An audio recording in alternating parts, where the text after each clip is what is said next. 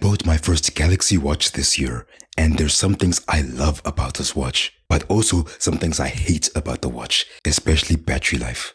In this video, we're going to be reviewing the Samsung Galaxy Watch 5 40mm version, but if you're also looking to buy any other Galaxy Watch, whether it's the Watch 4 or the Watch Ultra, then this video will still be very helpful. We'll be talking about everything from health tracking, sleep tracking, and most importantly, how this watch will improve your life. Did you know that when people used to buy wristwatches, it wasn't just about telling the time, but it was also about making a fashion statement? So, does the Galaxy Watch make a fashion statement? No. The only good-looking Galaxy Watch, in my opinion, has to be the Watch 6 Classic, especially if you get that in silver. But as for the one I have right here, the Galaxy Watches are very boring looking. So yeah, nothing special about them. But the good thing is, these watches are very comfortable to wear. I can easily wear these 24/7 without any discomfort. I'm just gonna warn you, however, that the watch bands can irritate your skin if you wear it for too long. The Galaxy Watch also comes with an always-on display. This means the screen will always be on, so that it's much closer to a traditional wristwatch where you can quickly look at the time. Now, one thing I love about Wear OS watches like this one is you get so many watch faces to choose from. Samsung has multiple watch faces for free that you can try out. You can also get some others from the Google Play Store. You can even download apps like Facer, which give you dozens, if not hundreds or thousands of different watch faces to customize your Galaxy Watch with. You even get support for widgets. So let's say you want to check the weather or you want to have your calendar on your watch face. You can easily do that on here. The Galaxy Watch changed my life. So here are some of my favorite features about this watch. First of all, it's the notifications. Every time your phone gets a notification, it will send it directly to the watch. This has been really nice because it not only makes it convenient if, let's say, you're busy with something else, but it also means you spend less time on your phone, because since you don't pick up your phone, you're less likely to go down the rabbit hole of scrolling TikTok or whatever. Personally, I'm the type of person who constantly misses text messages, so the fact that I get them on my wrist makes me more likely to see them and respond to them. We also get alarms on the watch. If you use the official Samsung Clock app, then the alarms from your phone will automatically sync up to the ones on your watch. And I love how you can set multiple alarms, so you can never wake up late, and you get both vibration and sound. The next thing is definitely the biggest game changer compared to any other brand of watch. It has to be the camera control app. So with your watch, you can download an app like Camera Control, and you can get a preview of what your phone camera is seeing from your watch. You can set timers, you can shoot videos, you can switch between photo and video, so many things, and it makes it so easy to film things by yourself. Or let's say you want to take a family photo, but there's no one to hold the camera. You can just control everything from your wrist, and you have the timer as well.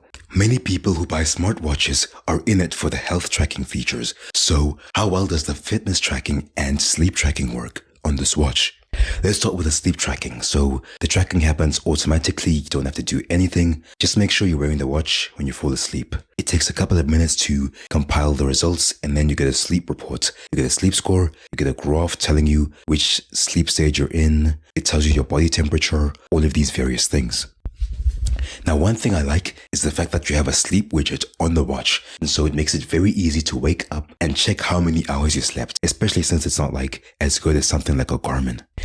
Next, we have fitness tracking. So as far as I'm aware, every Galaxy Watch comes with a GPS. However, the issue is the GPS is quite inaccurate. There is a YouTuber, I can't remember his name, but he did a video where he always compares the Galaxy Watch to actual GPSs. But in regards to the actual precision though, when it comes to tracking outdoor activities, I'd say it's in the decent department for the most part. And in terms of the finer detail of the actual GPS tracks, it's in the okay department, but not necessarily exceptional. But you can also see that on corners and curves, this is where it misses these a little bit, where it oftentimes overshoots or undercuts a corner, especially when they're tighter. So you can see on the straight line sections, it does a very good job, but on most corners, you'll see it kind of overshoot and then eventually get back on track. The Samsung Health app has multiple exercise modes, ranging from walking to kayaking, all of this kind of stuff. Yeah, there's lots of modes. Now, to be honest, I only use it for the running, but you do get other stuff. There's even a built-in coaching feature, but I've never tried it myself. But if you're coming from a Garmin, one downside is you don't have a exercise app, because I think the one time I tried a Garmin, it was the Venue Square, and you had a exercise option where it would automatically track your reps. Unfortunately, you don't get that on the Samsung. Did you know that the Samsung Galaxy Watch comes with the Google Play Store? The only problem is it doesn't have as many apps as your smartphone does. And many of the apps are kinda bad. For example, I downloaded the MyFitnessPal app in the hopes of being able to do some of my tracking from my watch. Unfortunately, the only thing the watch does is show you your currently tracked calories and macros, but you can't add anything. Unfortunately, you also can't scroll TikTok on the watch, but I mean, there is an internet app, and so you could download that and then try and scroll, but it's gonna be very laggy. Then when it comes to WhatsApp, sure, you can see messages, you can respond with text, but you unfortunately can't look at photos sent from WhatsApp. Now, one thing I like about the watch is that you get Samsung Pay built in. You can also download Google Wallet as well. So that means that instead of having to carry around your card, you can use your watch to make purchases. Now, if you're worried that some criminal is just going to steal your watch and pay for things, it requires that you have a PIN in order to be able to store your cards. So you'll always be secure. Now, the general downside to using any apps on the Galaxy Watch is that they will destroy your battery. Like sometimes I'll open an app for like maybe 10 minutes and the battery will drop by like 50%, which is crazy. And it honestly discourages me from using the apps.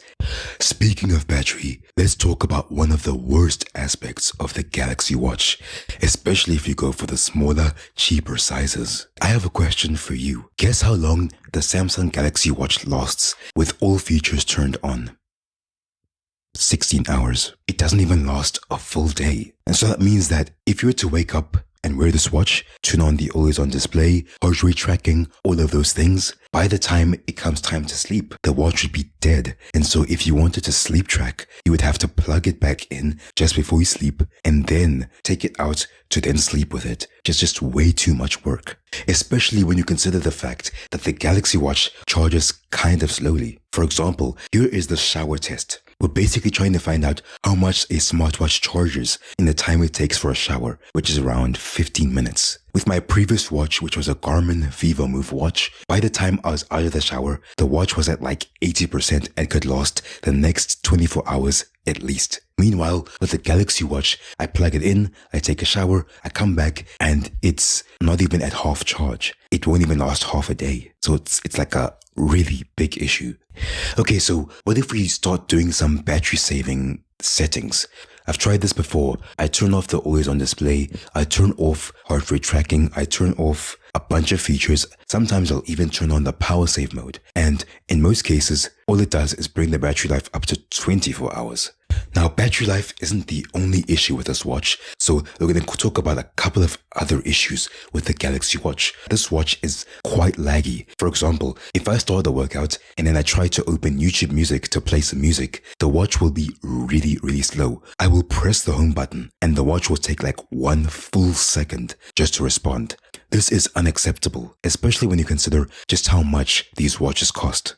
And one of the health features, the ECG, is locked to Samsung devices only for some weird reason. So if you want to get access to the ECG, you must only own a Samsung phone. Now let's talk about the ways in which the watch has improved my life. One thing I've noticed is that I open my phone a lot less often. Just having the notifications on on my wrist means that I fewer reasons to pick up my phone and end up getting distracted. I also like how you can control music from your watch. You can pause, you can play. If you use YouTube, you can even jump to another song in the playlist. Honestly, a nice feature to have. The Samsung Galaxy Watch 5 has a sapphire crystal gloss on the front and you've got an aluminium body. So that means it's durable, right? So I bought this watch used and I've been using it for about 1 year. From what I've seen, the screen does not have any cracks or major scratches, which is good. But the aluminium body does have a couple of tiny dents, but they're honestly not a big deal. The band also broke, but thankfully bands can be replaced and you don't even need to go for official Samsung ones because if you go online, there's a whole bunch of third-party ones you can get, from basic ones all the way to like stainless steel bands. And The most interesting part is that I had actually hit this watch on the wall a couple of times and it still looks pretty good. So yeah, this thing is durable. Who should buy the Galaxy Watch? I think there's 4 types of people who should buy this watch. The first part is someone who owns a Samsung phone. If you already own a Samsung phone, then it's kind of obvious to go for the Samsung Watch as well, especially with those extra features you unlock. If you're someone who occasionally uses health tracking but you don't need the most accurate data, then it's okay to go with the Galaxy Watch. If you're someone who needs access to Wear OS apps, like for example the camera control app, then yeah, it's a no-brainer to go for the Samsung Watch because as far as I'm aware, Garmin does not have this feature. And the 4th type of person is someone who is okay with having an extra device to charge every single day. Because I'm not gonna lie, charging my phone and then my earphones and then the watch can be quite a hassle. So if that's something you feel you can manage, then go ahead.